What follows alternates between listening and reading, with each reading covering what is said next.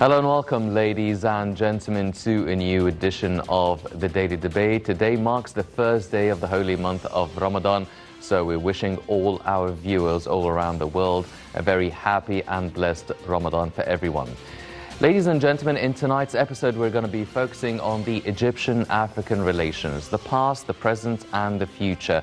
We're going to be looking at the Egyptian issue with Ethiopia regarding the Ethiopian Renaissance Dam that has actually Egypt, Sudan, and Ethiopia part of that equation. We're going to be following up on the developments that have been going on for almost a decade now. We're also going to be looking at the Egyptian-African relations in general, trying to achieve development and sustainable development as part of a major vision to be achieved in 2063 and for Egypt specifically by 2030. And joining us here tonight in the studio to shed more light on this issue is Dr. Sherif Amer, the Professor of Geopolitical Affairs at the University of Paris. Dr. Amer, thank you very much for joining us. Thank you. Ladies and gentlemen, before we start our discussion with Dr. Amer, let's check out this report regarding President Abdel Fattah el-Sisi urging Ethiopia to cooperate in the Nile water file. Let's check out this report and we'll be right back.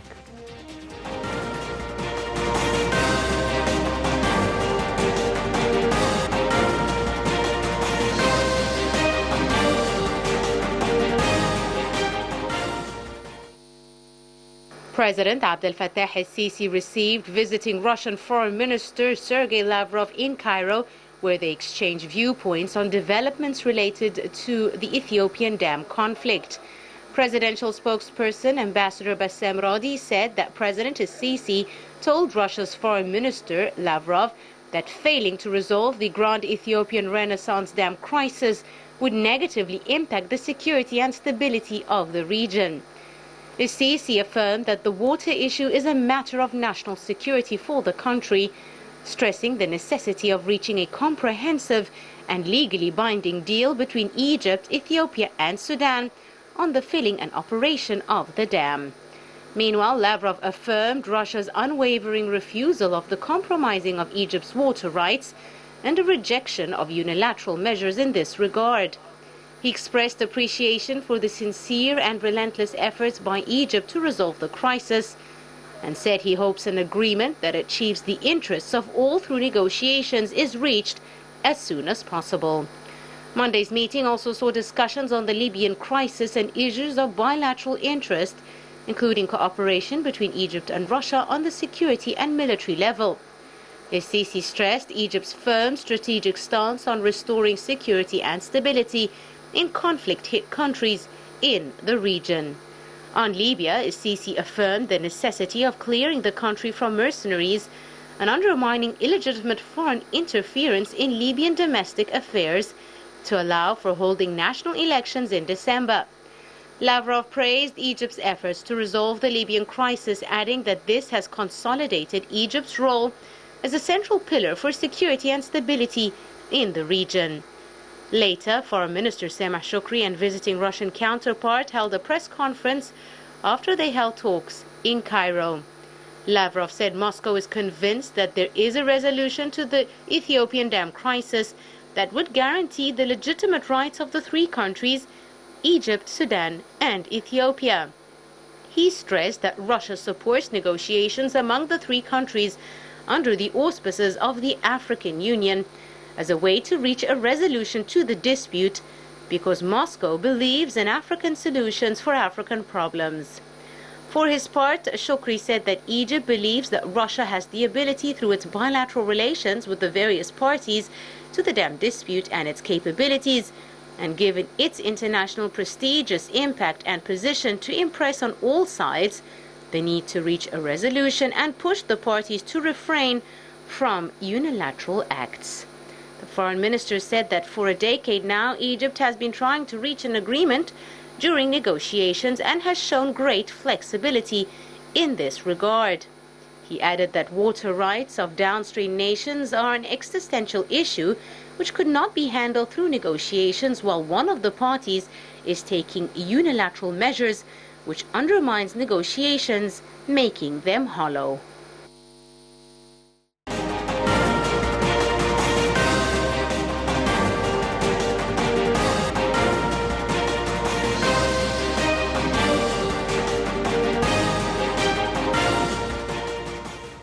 Welcome back, ladies and gentlemen. Starting off our discussion right away.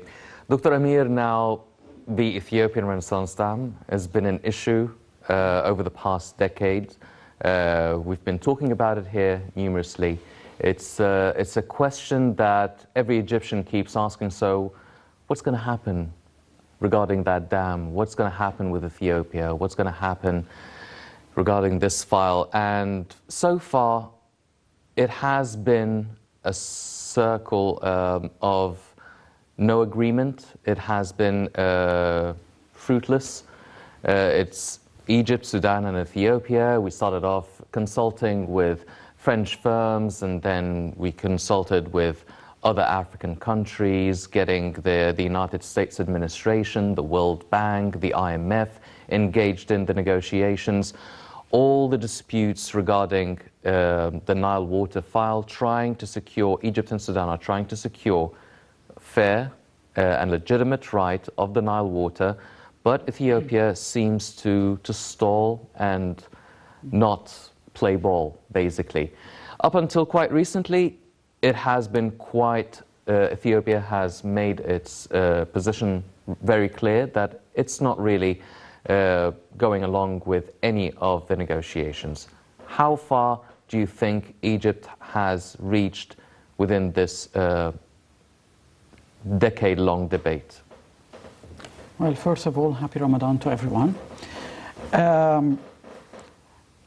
Look, the issue of this dam, as you said, it has been a decade of negotiations and advance and retreat, and as all negotiations happened.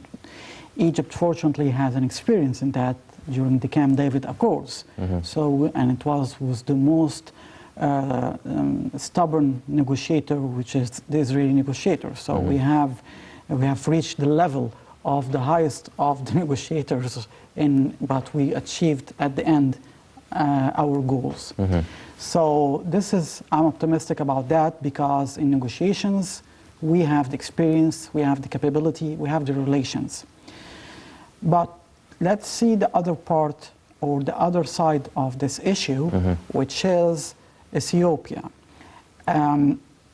It's not a country that you can work with as a country with institutions. We have seen there are so many troubles in the inside. Even inside this country, there's warfare, civil wars, poverty, and tribal conflicts are going on, and the borders are open for other countries to go in. So this is what's difficult, that decision makers there are not one. You're not talking to one person. You have several parts. We had the same problem in Sudan at a certain time, but now, fortunately, they have gathered and they decided to have one government now, and that's why we have good relations with Sudan. The problem now is Ethiopia. And this is specific about all the African nations. South Sudan had the same problems. Salva Kiir had the problem with his vice president because of tribal affairs. But once again, Egypt managed to intervene and make things go along between them. So this is not a real obstacle for us, that they don't have one voice.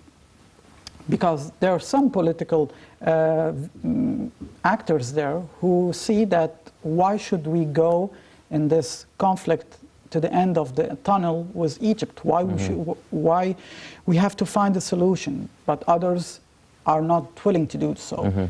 And it depends on the government, whether the government of Meles Zenawi at a certain time, or now Abiy Ahmed, someone else. Maybe the next day we will have someone else who will come and be friendly to Egypt. So this is very important to see, that you don't have in front of you one front. And this is what's also dangerous, because it opens the door for foreign influence and interference. You will have countries who are willing to pay anything in order to create trouble for Egypt in the Nile. And we know several countries who are doing that. They invested lots of money in this project. Although this project won't solve the problems of Ethiopia. President Abdel Fattah al-Sisi said, and we are sticking to this, of course, and I appreciate very well that he uses always the term our brothers in Ethiopia. Yes. Because we know that the conflict with a certain government does not mean we have a conflict with the people. No, they are our brothers, and we never stood against their development and their economy. Answering your question about what we're going to do about this dam, well, as I said, and President Sisi said it, the development has started. We want to negotiate about the mechanism, how you will use it in order to benefit Ethiopia and benefit Egypt and all the countries. There is also another point about the investment that is done in there.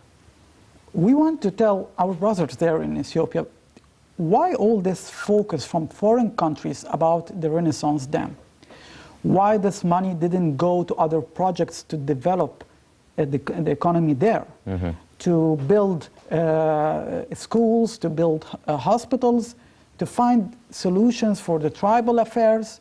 Why there is all this chaos and only the money and the investment is focused on this dam? They have to understand that, I'm sorry to say it, but someone is playing the game there on their behalf. They are just acting for other people. That's why we have many positions. Once they say we are willing to negotiate, the next day they're not willing to negotiate. So something is wrong. So you're saying that they already have their own civil troubles and their civil problems and divisions and more than one political voice over there, yet they're very firm and quite adamant about their stand in not really negotiating regarding this dam. So where do they get that strength from? Where do they get that sort of firm, stubborn stance from? It has one explanation, is that the Prime Minister there, it seems that he is being financed by other countries, helping him to stand against all the struggles. We have seen in other parts in Ethiopia, the Tigray part, and what took place, and the videos of the genocide took place there. It was very, very sad. And the people who were killed, the innocent civilians there, and then the Eritrean forces went into the borders there. So, as I said, someone is playing the game there. So the strength of refusing someone is giving the orders, do not negotiate with Egypt about this issue. Although he knows very well that this is harming the future of his own country. Maybe it's not harming his political future, and that's the point. Yes. But it's not. But it will harm the future of Ethiopia and its relations with Egypt, because, as President Sisi said, it will create chaos. What's the use of it?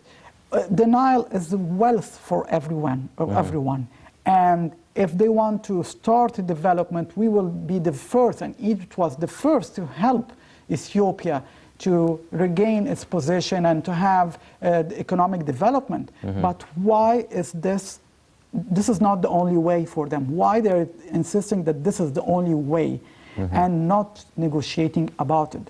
So I think that the decision makers there, they are willing, unfortunately, to sacrifice the future of the country for the benefit of the future of their political ambitions. Yes.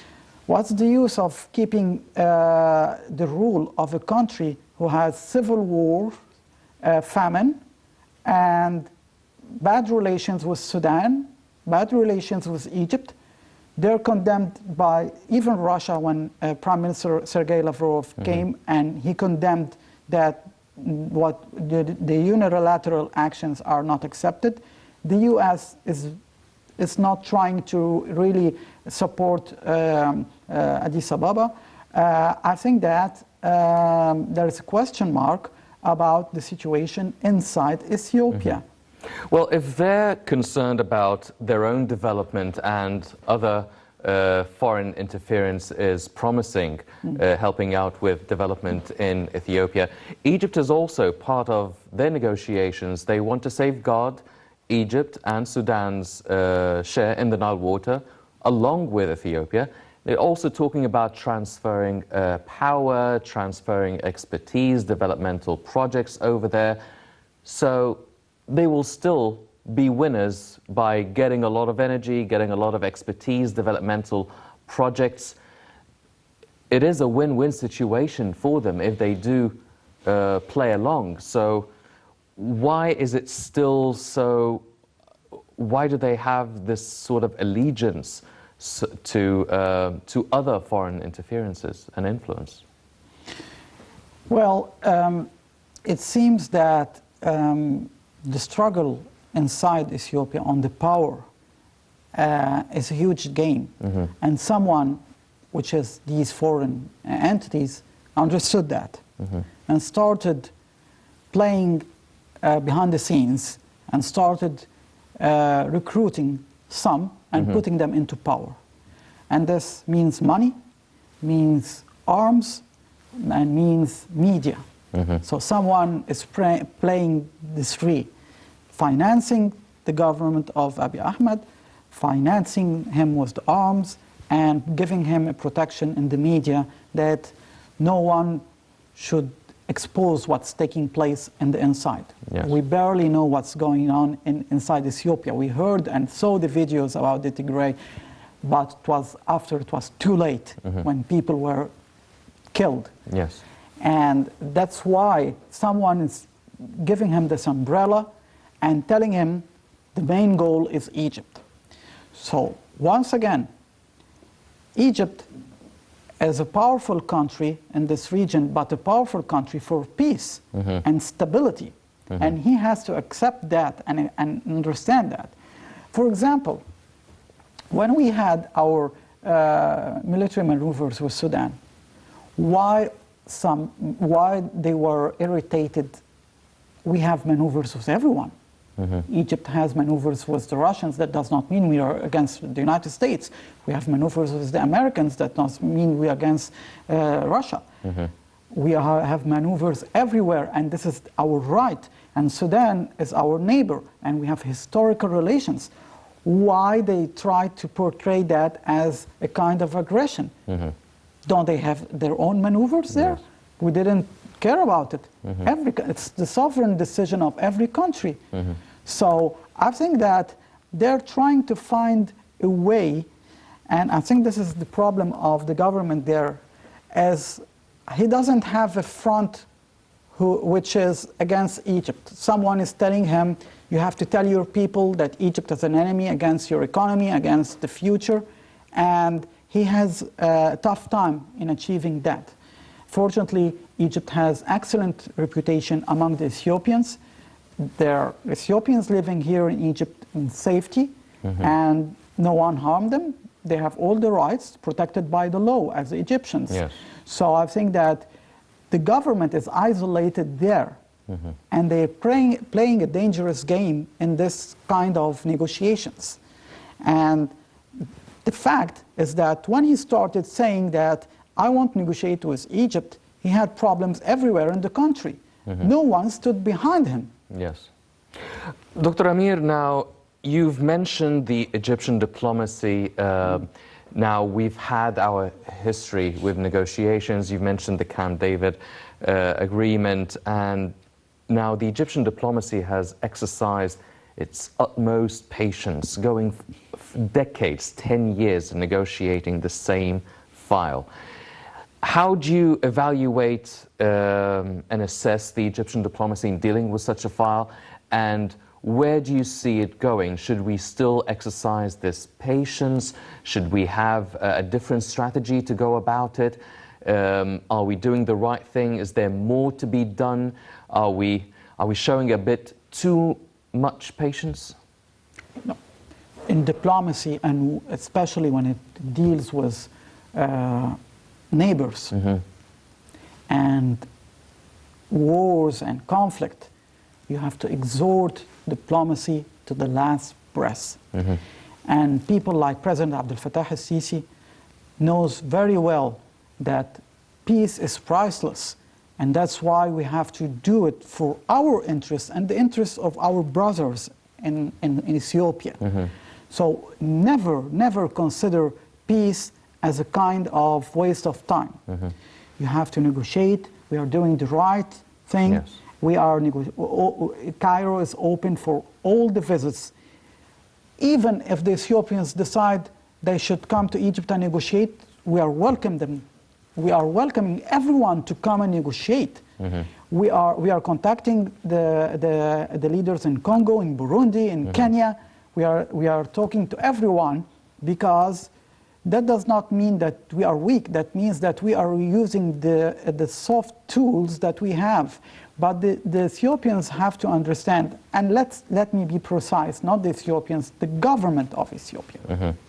Because we don't have problems with the Ethiopians. Yes. The government of Ethiopia should understand that the language of Egypt is now getting a bit angry, because we refuse the de facto policy, which means that you will have to accept the reality. No, never we will accept the reality on the ground. There have to be negotiations, and negotiations should take its time. Why they are in a hurry? It won't solve their problems in a twinkle of an eye. No. Yes. So, and let me say, it's not always the warfare and all that will solve. No, we have years of experience in negotiations and policies in the region. We know how to solve our problems without a single bullet, if we want to. Yes. Well, you've mentioned that Egypt's tone is maybe changing a little bit. And during the last meeting with the Russian Foreign Minister, Sergei Lavrov, the president actually mentioned that still all options are on the table in case a drop of water is actually being affected by the Renaissance Dam. Now, we've seen the presidency receiving many world leaders discussing this issue, the latest of which is the Russian foreign minister, but also preceding that, many African and Western European leaders as well. So where does the public opinion stand regarding the Ethiopian Renaissance Dam and the stance of Ethiopia? Where do the international community and these international leaders stand regarding these negotiations? Do they understand the Egyptian-Sudanese angle? Do they understand why we're negotiating? Are they on Ethiopia's side? How are we looking in terms of the international community? Well, let me say something. We are a country who gave an example in Libya. When President Abdel Fattah al-Sisi drew the red line in Sirte al-Jafra, everyone was waiting for the military to act. And we have the excellent military in the region, the most capable of doing any mission at any time. But we got what we wanted without moving one soldier and without one bullet. I think it's an excellent message to the international community. That's why they are rushing now to Egypt, because we managed to settle things in Libya. Once we said there is a red line, do not cross it, and we said it to Turkey, which is a NATO member. It's not any country, it's a NATO member also. And it has its armies everywhere and missionaries everywhere. They're not even sacrificing their own people. They're sacrificing other nations on foreign grounds. But we got what we wanted. So I think that's why the Russians now came. That's why the international community and the African leaders are rushing to Egypt, because they saw that President al-Sisi and the Egyptian diplomacy and the Egyptian army are the triangle that we should not forget in this equation. They change things on the ground. So I think now they understand that once again, when President Sisi said there is a red line for a drop of water that affect Egypt, the message is very clear. You saw it in Libya. And things went excellent for us. That means we will achieve our goal again. And it's not necessarily through warfare. Yes. Doctor, now, do you feel that with all of the international backing and the backing of heads of states and leaders of the international community, do you feel that maybe they have a role to play as well, maybe influencing Ethiopia or trying to influence the Ethiopian stance in terms of negotiating with Egypt and Sudan? Of course. And I see with a good eye the visit of Minister Ravlov, because once Egypt asked the Security Council to act, it was Russia who stood against Egypt's, it was the political, you know, the diplomatic exchange happens even between allies. So I think the message is clear now for the Ethiopians, that for the government of Ethiopia, that Russia is telling them, listen, we stood with you once, but we won't sacrifice the relations with Egypt now because of you. So I think, yes, maybe world leaders will act. They know that President Sisi, when he spoke about chaos in this region, he means what he means. He means that things won't be all right. And Egypt guaranteed the stability at a certain time. We're not threatening anyone. We're just saying we have the sovereign decision to defend our country and our interest and our water.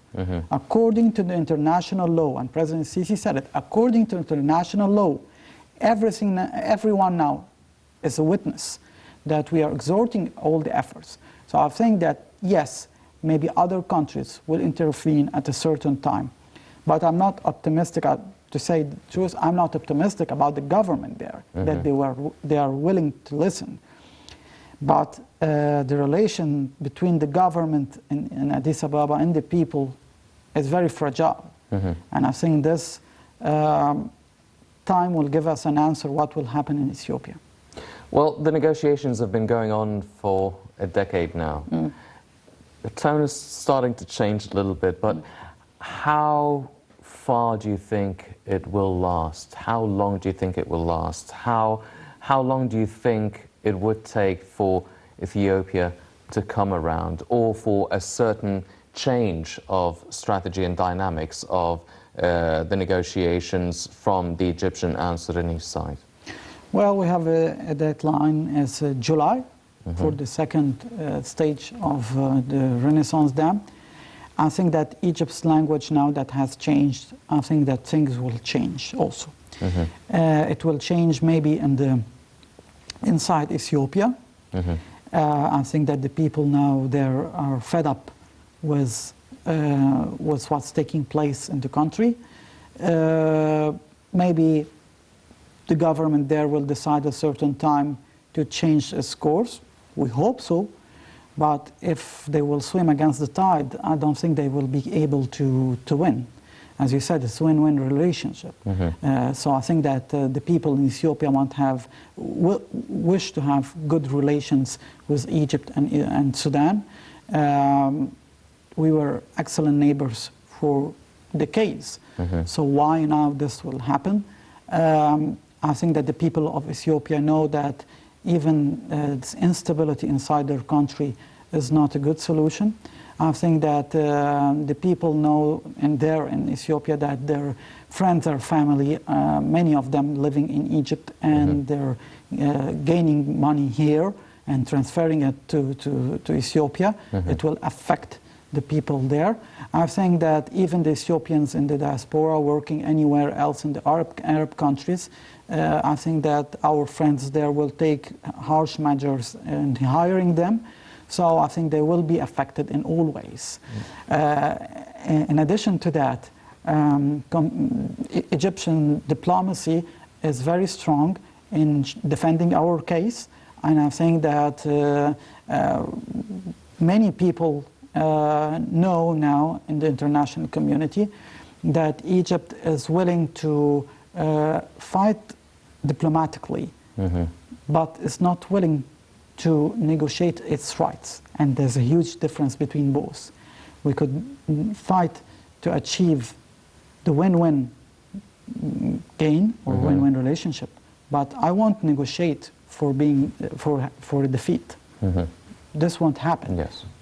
Well, ladies and gentlemen, diplomacy is one of the tools Egypt is cementing its place internationally and within the African continent. And the Egyptian-African Relations Committee is actually discussing strengthening Egypt's stance in Africa. Let's check out this report and we'll be right back.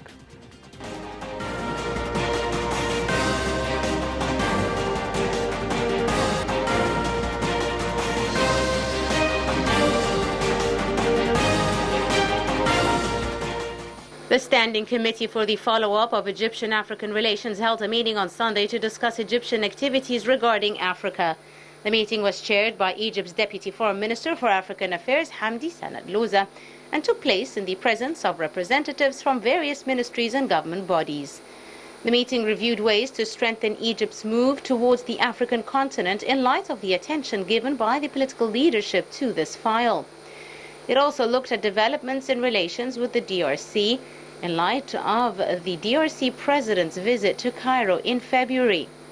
The meeting additionally dealt with Egypt's relations with Burundi in light of the visit of the Burundian president to Cairo last March.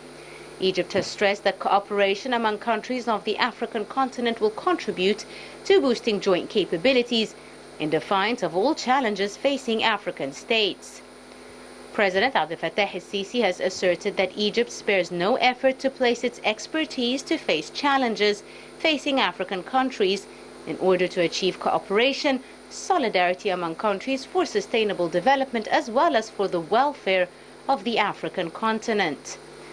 In March, Foreign Minister Sameh Shoukry underlined Egypt's stance regarding prioritizing political solutions to disputes in Africa. He emphasized the need to provide adequate and sustainable funding for peacekeeping operations to ensure their success. He also highlighted Cairo's continued efforts in this regard that include the establishment and opening of the Cairo Regional Center for Conflict Resolution and Peacekeeping in Africa. The top Egyptian diplomat noted that Cairo is looking forward to continuing work with various parties to establish peace on the African continent.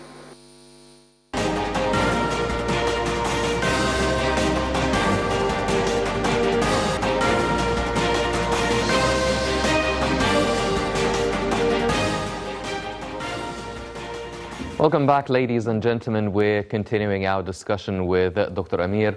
Now, Doctor, since the President assumed office, President el-Sisi assumed his office here, we really worked on strengthening the Egyptian-African relations in general. Obviously, it was manifested mainly in heading the African Union in 2019, and many projects, developmental projects, humanitarian assistance, medical aid during the coronavirus pandemic. There's a lot of efforts being made to strengthen the relations between Egypt and Africa.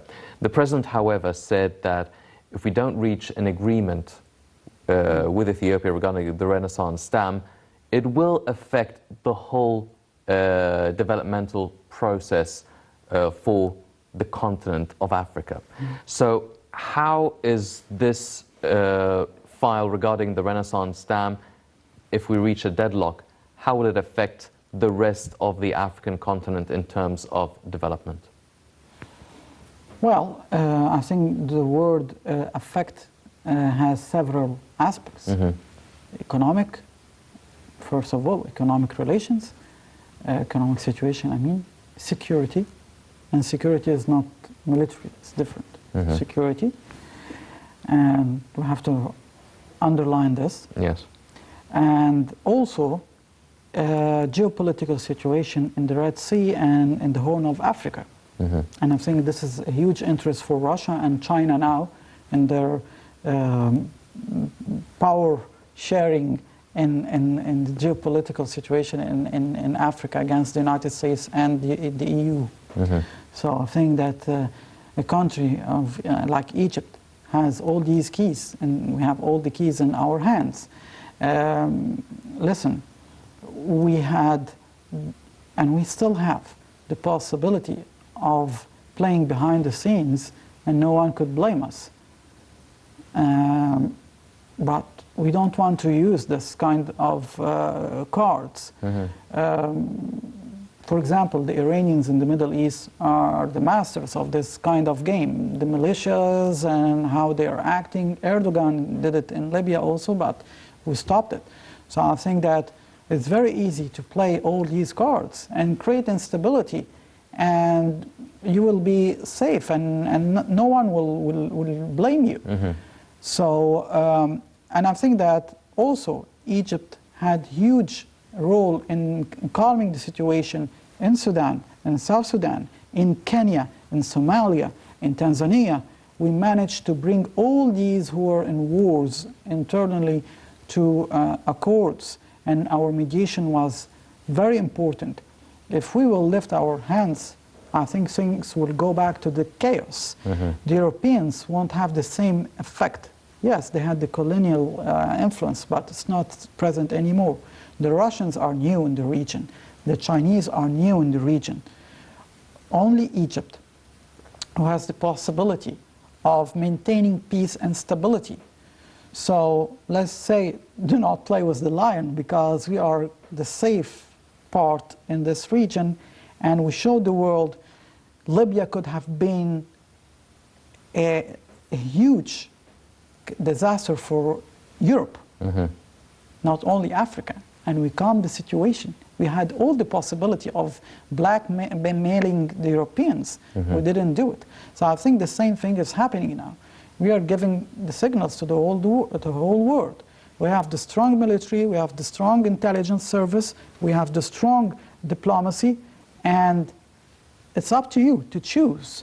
And we have the access of the Suez Canal. We showed the world how capable we are of solving a problem in the matter of 7 days, which is a huge problem with our own efforts. So we're showing the world we are capable of acting. Well, Dr. Amer, now you've mentioned the file within Libya. Now, Egypt has been exerting a lot of effort over the past few years, as you've mentioned, dealing with the situation in Libya that is going very well according to the set schedule and plan. Solved the issue within Sudan, worked on normalizing ties with countries such as Qatar. We're seeing a lot of change in the dynamics between Egypt and within its foreign affairs file, even as you've mentioned with Turkey, when we were talking about the Jafra line. Now, doesn't Ethiopia, can't they see the signs of, well, there is a way for Egypt to actually solve it diplomatically? Don't they learn from these past experiments and experiences within the Egyptian diplomacy? I think the majority of the political powers there want peace with Egypt. And I think that's why now there are civil wars inside the country there. It's not representing the people. And I think that the Prime Minister knows that very well. So I think many people in Ethiopia wish to negotiate with Egypt. And what I can see as a good sign is that even the media inside Ethiopia didn't manage to mobilize the people against Egypt. And they're not willing to be against Egypt.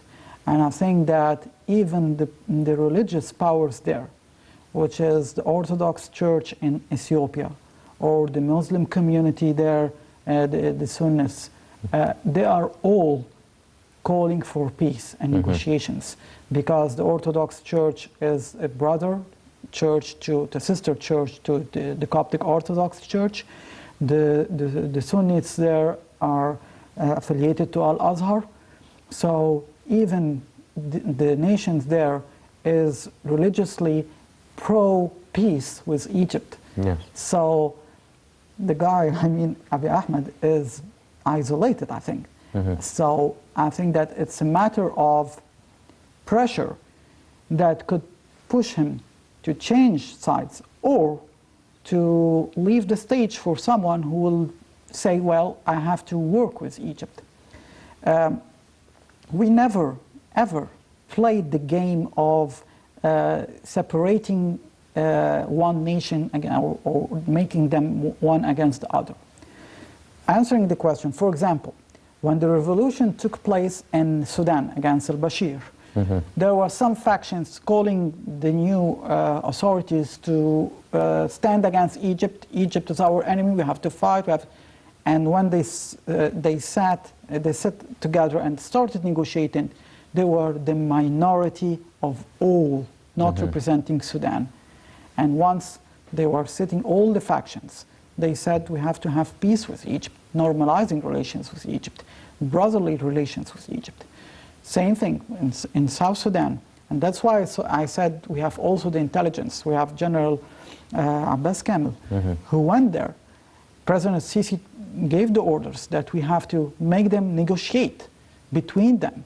There is no way for in this new country to have civil war between Salva Kiir and his vice president. No, they have to negotiate. And President Sisi went by himself to Juba, and it was peace signed there in his presence. So it's not our policy. The same thing in Ethiopia. I think that the people there are united about one thing: Egypt is a friend, Egypt is a brotherly country. We should not go into this tunnel of being stubborn and not cooperating with Cairo. Yes. Well, you've mentioned one kind of security, which is the economic security. Now, when Egypt was heading the African Union, they actually worked on establishing the African Continental Free Trade Agreement, really worked on dealing with a lot of African issues and crises and working in the developmental side of it to achieve sustainable development for 2063. Now, Congo being head of the African Union, can they actually exercise any sort of influence regarding this file? I'm not saying that they should impose economic sanctions on Ethiopia, but is there a way for them to apply some sort of pressure, or how effective really is Congo in these negotiations? Because they've been presiding on the three-way negotiations between the three countries. How far can the economic security be a huge factor in flipping Ethiopians' stance regarding this issue? Of course, these are the bordering countries of the Nile also, and they have relations between them: Congo, Burundi, Kenya, Tanzania, and also they are surrounding Ethiopia. And I think that Ethiopia cannot afford any more isolation. They're isolated diplomatically. As you see now, we have all the visits. No one is visiting Addis Ababa. That's why there is question mark why no one is telling them we are siding with you. Because someone is playing the game behind the scenes and everyone knows who are these factions or crime. And once again, we are not against the dam, and we are not against its construction, and we are not against development and economy and the economic development. We are against the mechanism of how it will work. We will all profit from it. And President Sisi said it. We are not against the economic development of Ethiopia. And that's why we are appreciated, not only in Africa, but in the international community. Because we're giving them all the signs. And whenever Ethiopia is in trouble, there are always Egyptian airplanes going there with the medical aid and helping them. We were never, and we will be never late in helping our brothers. But answering your question, these countries could minimize their relations with Addis Ababa at a certain time, because we have, and this is the soft power, we could tell them, well, if you have agricultural relations with them, we could help you in projects and do not go to Ethiopia. You can play this card. If you need any kind of security info for your protections, you don't have to negotiate with Addis Ababa. We have the possibility of giving you all the info. So there is all kinds of pressure. And then let's not forget that these are developing countries, and Egypt has the capability of helping them. We have a lot to offer, more than Ethiopia can offer. And pardon me, every country is looking after its own interest. Yes. So they won't sacrifice the relationship with Egypt for Ethiopia if we will make the pressure. Yes.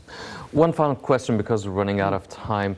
You've mentioned, Dr. Amer, that it's not just Ethiopia that we're negotiating, or the strength of the Ethiopian stance and position really is influenced by other foreign interferences.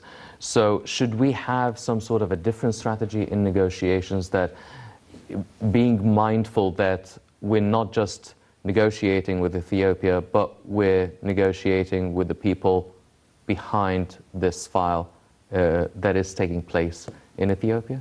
Well, it's a chess game, of course, and we understand that we are negotiating with other powers, not Ethiopia. As these powers think that we will rush to a military solution, and then they will portray the poor country of Ethiopia being aggressed because they want to develop. We understand this game. They wanted to play the same game with Egypt and Sinai when we stopped terrorism. And they said that we will kill the civilians. We never did it, and we will never do it. I think that the message is clear for Qatar, for Turkey, for other countries, that if you want to normalize relations with Egypt, you have to back off in several issues, including Ethiopia. Yes. Well, ladies and gentlemen, as Dr. Amer has mentioned, the Egyptian diplomacy knows its way in dealing with these kind of issues. We are witnessing that in our modern times, and also we have a long history of diplomatic victories within the Egyptian political life. Also, Dr. Amer mentioned that peace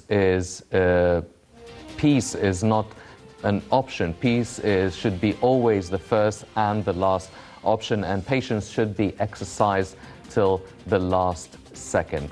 Unfortunately, that's all the time we have for this edition of the Daily Debate. But before we go, I'd like to thank my very distinguished guest, Dr. Sherif Amer, the Professor of Geopolitical Affairs at the University of Paris. Dr. Amer, always a pleasure having you with us. Thank you very much, sir. Ladies and gentlemen, please stay tuned for more coming up on Nile International.